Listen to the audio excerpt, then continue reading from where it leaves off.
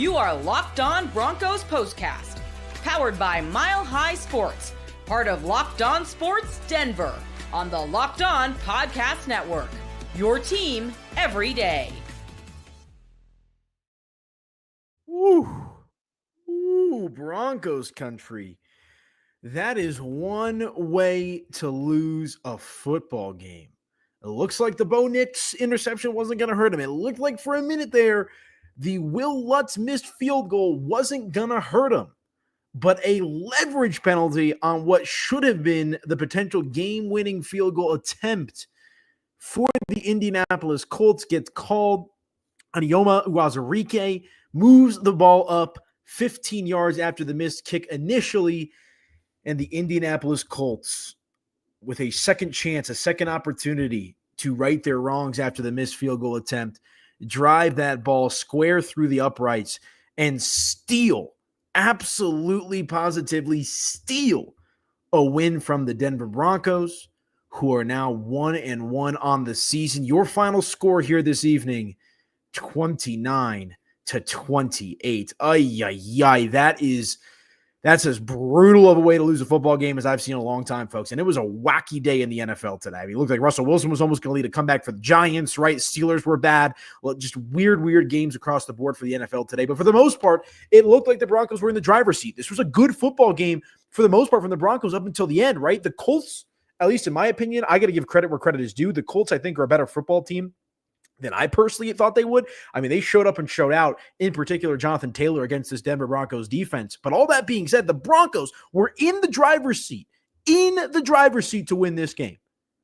And the untimely interception from Bo Nix at the end of the game, obviously that's going to feed into the narrative of this loss as a whole, but it looked like the Broncos were going to be able to overcome that. Hold Indianapolis to the field goal on the other side, up 2 points, a little bit of time left in the fourth quarter, right? You go on another drive, Bo Nix after the interception.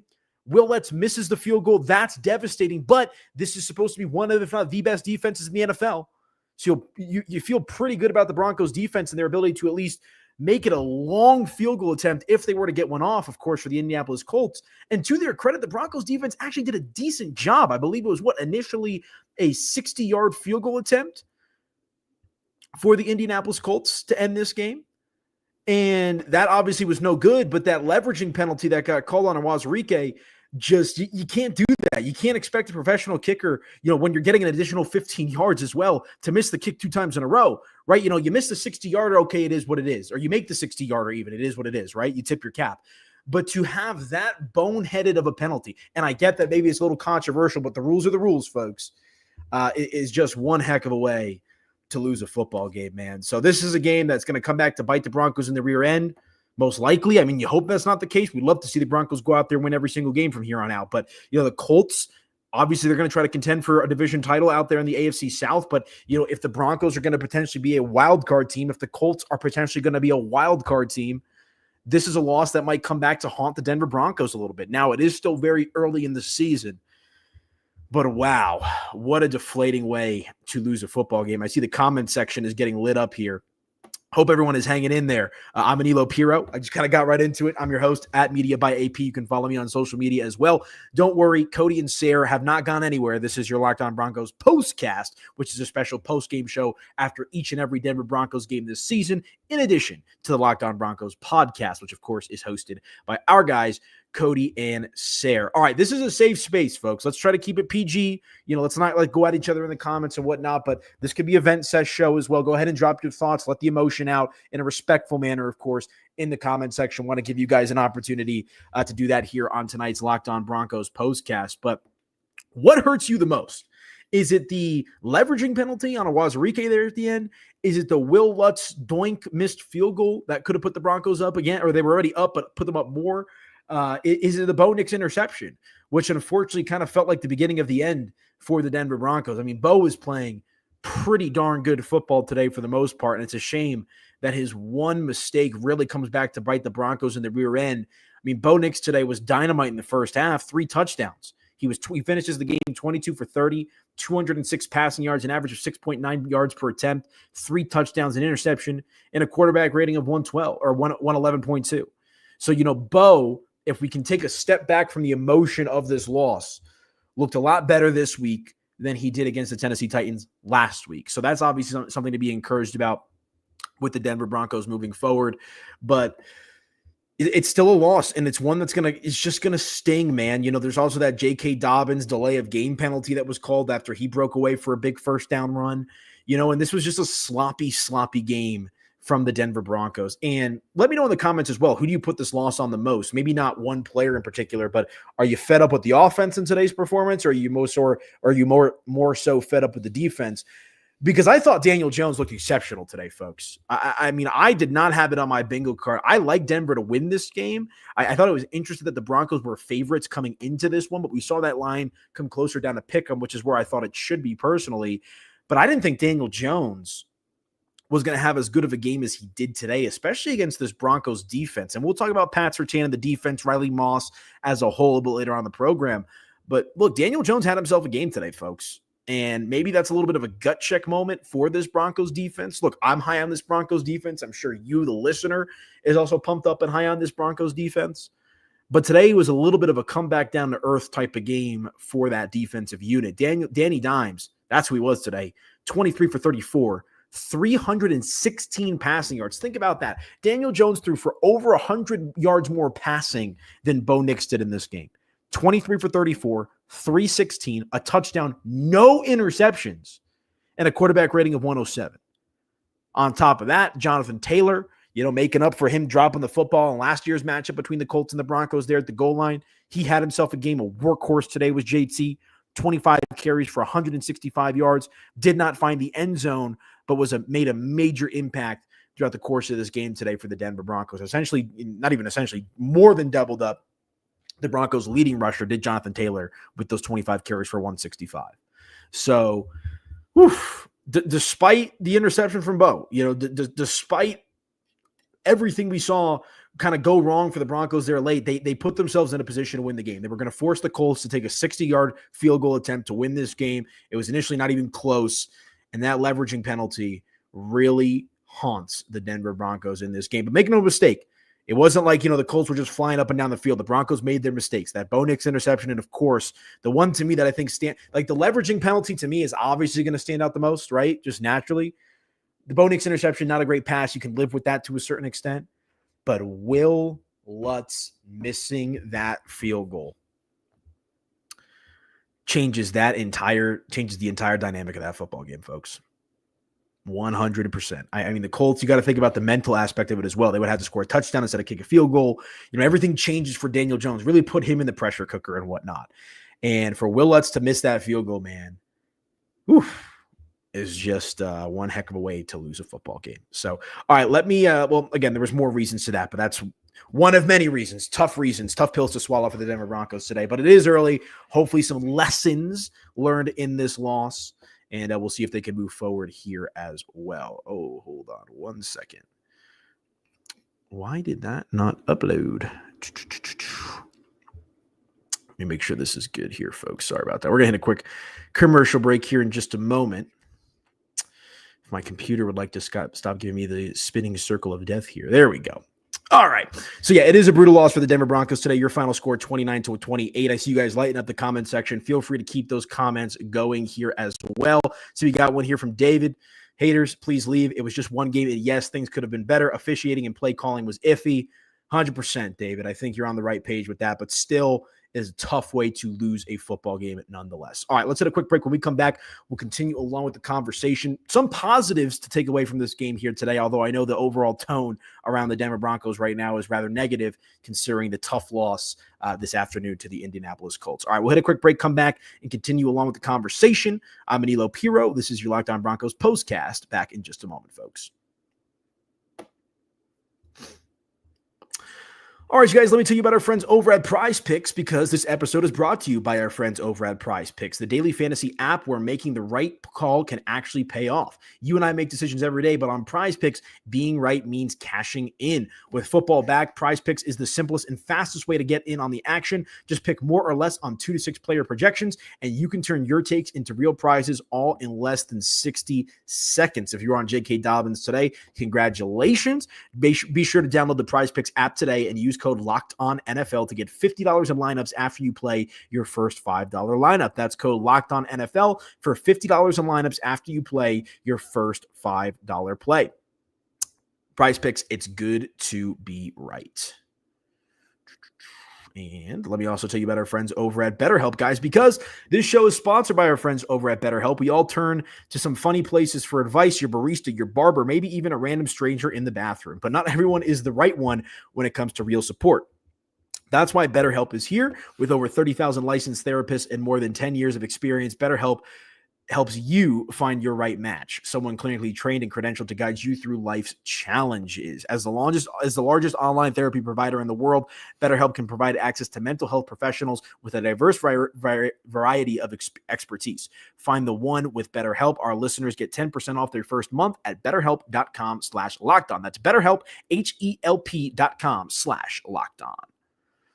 And let me also real quick tell you about our friends over at Upside, because what's up, Broncos fans? Are you still paying full price for gas? Stop leaving money behind and get real cash back every time you fill up with the free Upside app. Simply download the free Upside app in the App Store or Google Play right now and start earning cash at the pump today. Use my limited time promo code TOUCHDOWN and get an extra 25 cents back per gallon on your first fill up. You could make up to $300 a year just from buying the gas that you already needed. At first, I thought it was too good to be true, but it's totally legit. Real people are getting paid just to make their daily commutes, and you can too. Plus, you can cash out at any time to your bank account, PayPal, or an e-gift card for Amazon or other brands. Don't let this offer drive on by. Download the free Upside app today using my limited time code TOUCHDOWN for a limited time 25-cent per gallon bonus. That's promo code TOUCHDOWN. Offers vary by user and location. Go to upside.com for terms and conditions. Be sure to check out our friends over at Upside and let them know that Locked On Broncos sent you.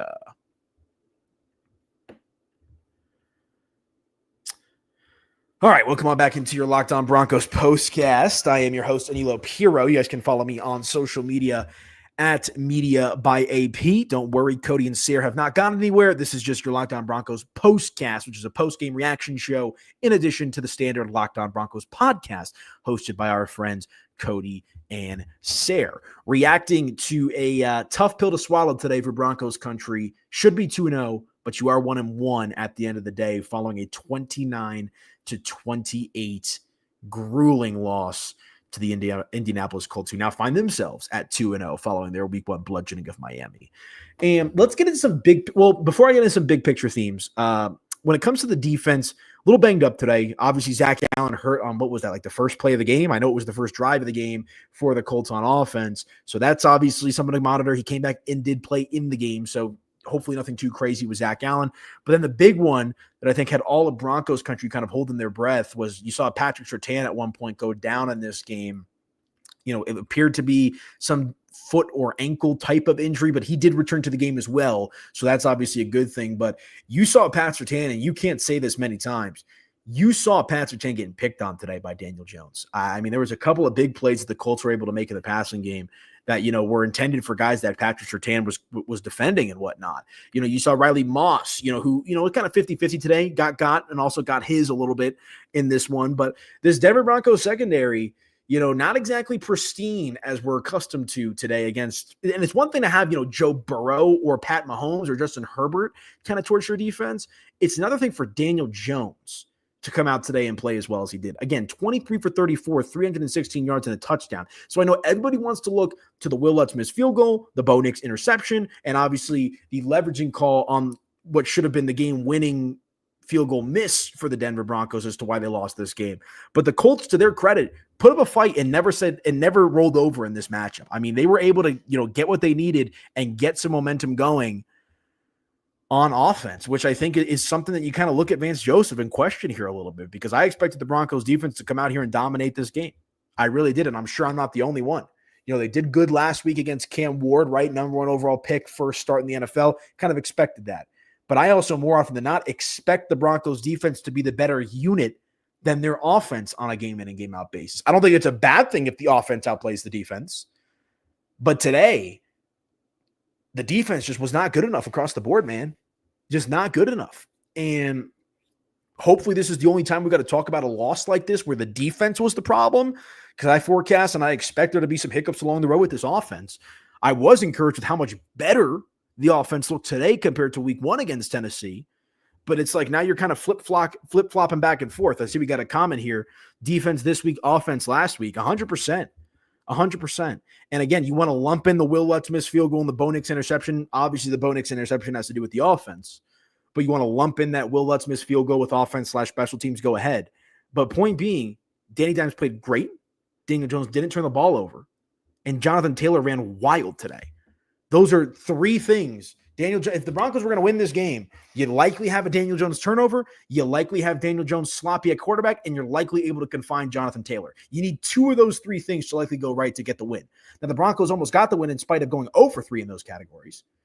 But point being, you allowed the Colts to settle into a groove offensively relative to the expectations. Like, I expected the Broncos defense to come out and impose their will and show Daniel Jones that, hey, you were just playing the Miami Dolphins last week. Now you're playing one of the best defenses in the league.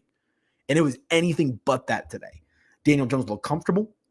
Jonathan Taylor ran wild. And the Colts were always in this game because their offense was never down and out, and their defense was relatively stable, all things considered, in the second half in particular. They settled down in the second half. So, that's an ugly one. This one's going to hurt, folks. This one is going to hurt. But, some big picture things. Sean, obviously you'd love to have Dre Greenlaw out there. He's been hurt through the first 2 games of the season for the Broncos. We'll see if he plays next week. If Dre Greenlaw is out there, maybe a different outcome in this game. But also, I think kind of big picture here, and one thing that I'm sure I'll talk about on the radio this week at Denver Sports 104.3 The Fan, is Sean Payton has put, by his own doing, Sean Payton has put a lot of pressure on this Denver Broncos team, folks. When I was at literally every single training camp practice with the exception of one, and that was for the Deion Sanders cancer press conference that we got in the middle of the summer. Sean Payton, from like the moment we started training camp and then was kind of, getting asked about this theme throughout the course of training camp and now in the regular season, talked about how we can't be afraid to talk about Super Bowl. We can't be afraid to talk about high expectations. I know a lot of people in Broncos country that had this Broncos team at 12, even 13 wins. I was not one of them. I was optimistic about the Broncos, but I had them at 10-7, especially after what I saw in the preseason from the offense. That being said, this is a game I expected the Broncos to win. I expected the Broncos on offense, which they did to their credit, to look themselves in the mirror after that Tennessee game and come out firing against Indianapolis. They did do that. And I expected the Broncos defense to stand up again. They did not do that. So coin flip type of game for the Broncos. I mean, it was essentially a pick 'em against the spread for those of you that are interested in that. But I always like to use the Vegas line as kind of an indicator of where games are and where they end up. So obviously Vegas got this one right on the money. Any team could have won. But this is a game where, if the Broncos want to have those championship expectations, and hopefully the Broncos are better off from a loss like this moving forward. Bo can't throw that interception. Wil Lutz can't miss that field goal. And you can't make a boneheaded penalty with the game on the line in that field goal attempt for the Colts. Case in point. Whew, man, I got some thoughts today. At least this came early in the season. I think that's the nice part as well. If you want to go optimistic about it, and look, I think this is a terrible loss, whichever way you slice it. You should not be excited or have any positive takeaways for the most part. I guess Troy Franklin had himself a nice game. You like what you saw from Bo Nix in the first half, but a loss is a loss, and this was an ugly one at that. But you hope you kind of get this out of your system, right? You had that clunky, sloppy offensive game in week 1. Now you kind of have the defensive version of that. You hope that moving forward, now you can all get on the same page, get healthy on defense, Zach Gallen, Pat Surtain, and whatnot. Get Dre Greenlaw in the lineup, and hopefully you're better off moving forward from a loss like this. Yeah, see, we got a comment here from Anthony. Court got shut down. Yeah, he did. I mean, I don't even think I mentioned his name yet. I mean, is there even a reason to mention his name? I don't think he had a reception today. No, he had 1 reception for 6 yards, did Courtland Sutton. Now, I'm not going to necessarily blame Courtland Sutton on that. I think the play calling was a bit interesting. Sean Payton admitted as much after the loss to Tennessee that he has to be better as a play caller. But you were able to get, it's not like the offense was dormant, right? I mean, you had Troy Franklin had a nice game today, 8 receptions for 89 yards. Marvin Mims starting out the scoring for the Broncos today, but only 2 receptions for Marvin. But the run game was there. All right for the Broncos today. 14 carries for 76 yards from J.K. Dobbins and a tutty. That should be the expectation from J.K. Dobbins. Not a lot of R.J. Harvey. 5 carries for 8 yards. And Tyler Bidet had 1 carry for 3 yards. Bo Nix, your second leading rusher today for the Broncos with 3 for 20. So, yeah, Court was definitely a ghost today. How about Evan Ingram? You want to talk about ghosts? Where was Evan Ingram? I mean, it wasn't until like late in that fourth quarter that we saw Evan Ingram hauling a catch. And he did indeed only have one catch today. 1 for 12 was Evan Ingram on 2 targets. I mean, that's the other thing. The only player that was targeted more than 3 times, there was 2 players that were targeted more than 3 times in this game for the Denver Broncos on offense at receiver. Troy Franklin was targeted 9 times and hauled in those 8 receptions for 89 yards. And Cortland Sutton was targeted 4 times for one reception for 6 yards. I mean, outside of that, Marvin Mims targeted twice. Tyler Badie targeted twice. Pat Bryant targeted 3 times. RJ Harvey twice. Evan Ingram twice. Adam Troutman 3 times. He had a touchdown as well. But, you know, I mean, not exactly a ton of diversity from the Broncos in regards to targets in the wide receiver room as well. Tough, man. Tough. All right, winding on down here. If you guys have any final thoughts, comments, questions, vent session, keep it respectful. Let me know your thoughts in the comment section as we wind on down here. But I mean, oof, man, that is just one that you're going to wake up tomorrow. Like I know, you know, I go to work and I work in the business, so I'm talking about this stuff anyway. But I'm sure your water cooler conversations are going to be interesting tomorrow. That is a tough pill to swallow for the Denver Broncos. Yeah, I think if Wil Lutz makes the field goal, we win the game. Obviously, that's the case here. That's a big. It changes the entire dynamic of the game if Wil Lutz is able to make that field goal. That's what happens. That one hurt. Self-inflicted. Those sting. Oh, man. Rules are rules. That penalty was the worst. That one at the end of the game. So everyone's kind of on the same page here in Denver Broncos country. Hey, at least we're not the Chiefs. Why don't we end on that? At least the Broncos are not the Chiefs. Can you believe it? The Kansas City Chiefs are 0-2, folks. So that in and of itself, you know, even if the Broncos didn't win, at least the Kansas City Chiefs didn't win either.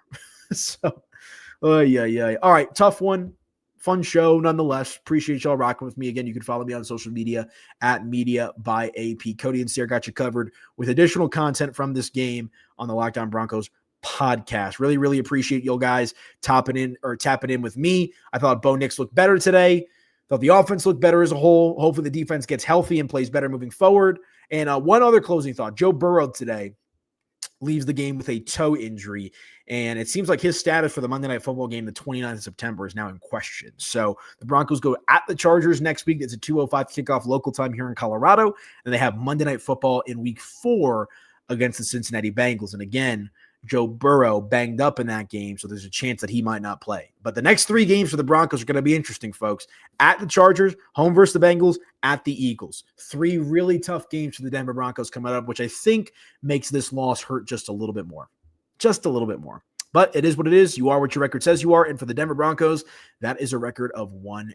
All right, folks, enjoy the rest of your Sunday evening. Tap in with me on social media at Media by AP. Tough loss. Don't let it affect your week. Take a deep breath. Move on. The Broncos will be fine moving forward this season. Have a good evening, folks.